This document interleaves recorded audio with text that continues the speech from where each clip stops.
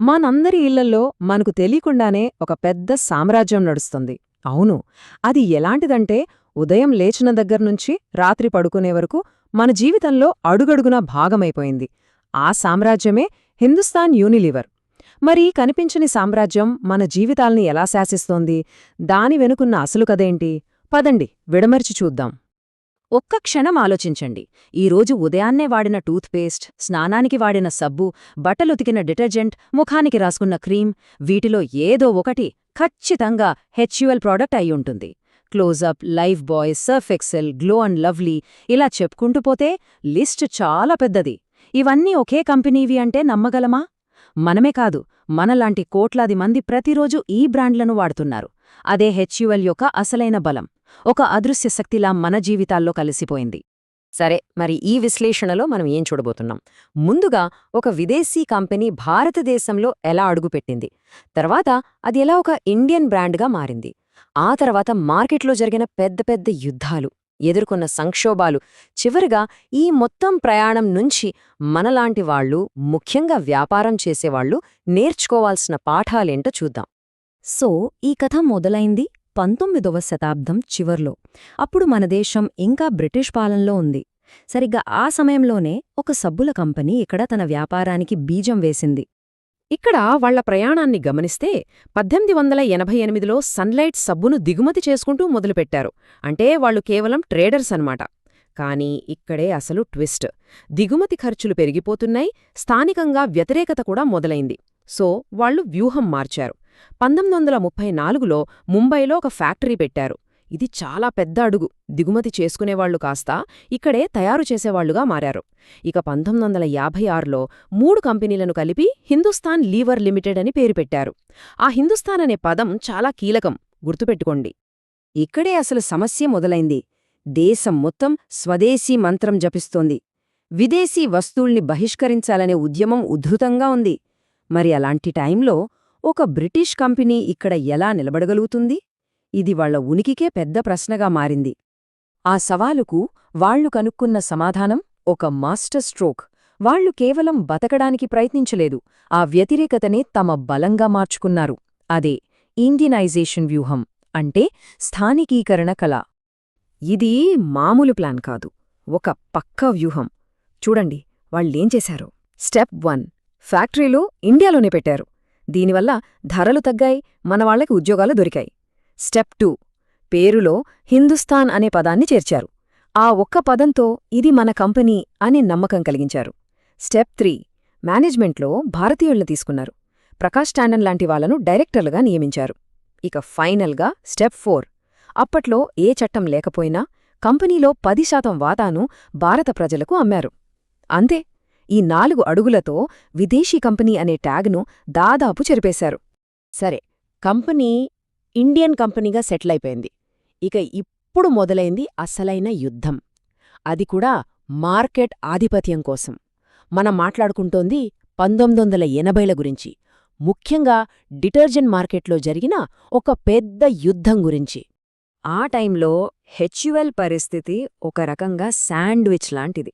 ఒకవైపేమో global దిగ్గజం PNG వాళ్ళ ఏరియలుంది. అది కూడా హెచ్యుఎల్ సర్ఫ్ లాగే ప్రీమియం కస్టమర్లను టార్గెట్ చేస్తోంది. మరోవైపు లోకల్ హీరో నిర్మా ఉంది. వాషింగ్ పౌడర్ నిర్మా అంటూ అతి తక్కువ ధరతో మార్కెట్ను దున్నేస్తోంది.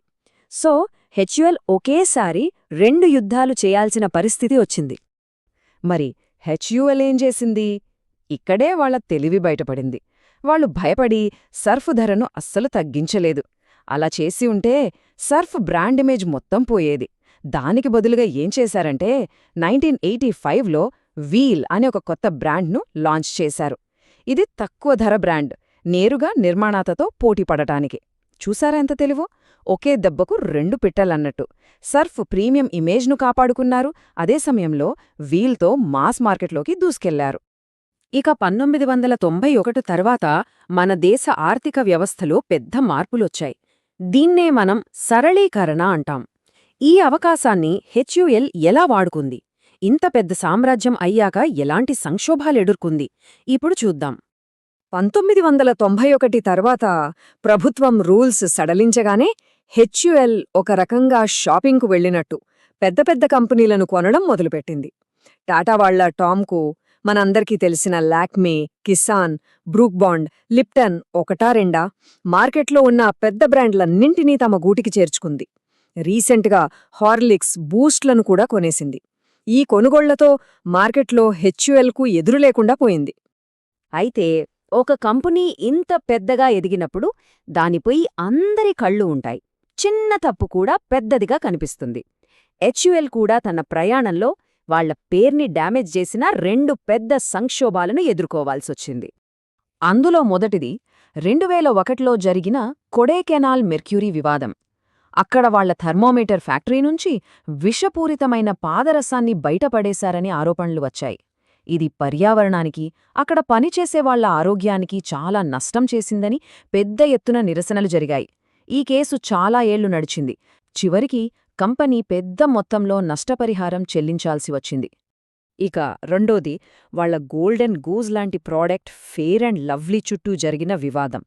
ఈ పేరు, ఈ క్రీమ్ తెలుపు రంగును గొప్పగా చూపిస్తూ వర్ణ వివక్షను ప్రోత్సహిస్తోందని చాలా విమర్శలొచ్చాయి.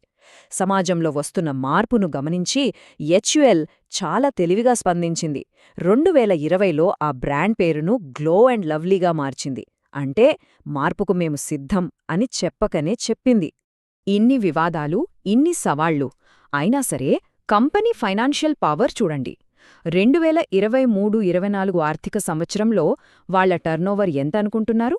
సుమారుగా 60,000 కోట్ల రూపాయలు. ఈ నంబర్ ఒక్కటి చాలు వాళ్ల వ్యాపార సామ్రాజ్యం ఎంత పెద్దదో చెప్పడానికి. ఇక మార్కెట్ క్యాపిటలైజేషన్ అంటే స్టాక్ మార్కెట్లో కంపెనీ విలువ, అది ఏకంగా 7 ట్రిలియన్ రూపాయలు, అంటే దాదాపు 7 లక్షల కోట్ల రూపాయలు. దీంతో హెచ్యుఎల్ మన దేశంలోనే అత్యంత విలువైన కంపెనీల్లో ఒకటిగా నిలిచింది. సరే, ఇదంతా హెచ్యుఎల్ కథ. మరి ఈ 130 ఏళ్ల సుదీర్ఘ ప్రయాణ నుంచి ఈరోజు వ్యాపారం మొదలుపెట్టేవాళ్లు, స్టార్టప్ ఫౌండర్లు నేర్చుకోవాల్సిన అసలైన పాఠాలేంటి? ఈ మొత్తం కథ సారాంశమేంటి? ఇప్పుడు చూద్దాం. హెచ్యుఎల్ నుంచి మనం నేర్చుకోవాల్సిన 5 ముఖ్యమైన పాఠాలు ఇవి. 1. Go local. స్థానిక ప్రజల మనసు గెలవాలి. మీ ప్రోడక్ట్, మీ మార్కెటింగ్ అన్నీ వాళ్లకు కనెక్ట్ అవ్వాలి. 2. మార్కెట్ను ముక్కలు చేయండి. అందరికీ ఒకే ప్రోడక్ట్ అమ్మొద్దు.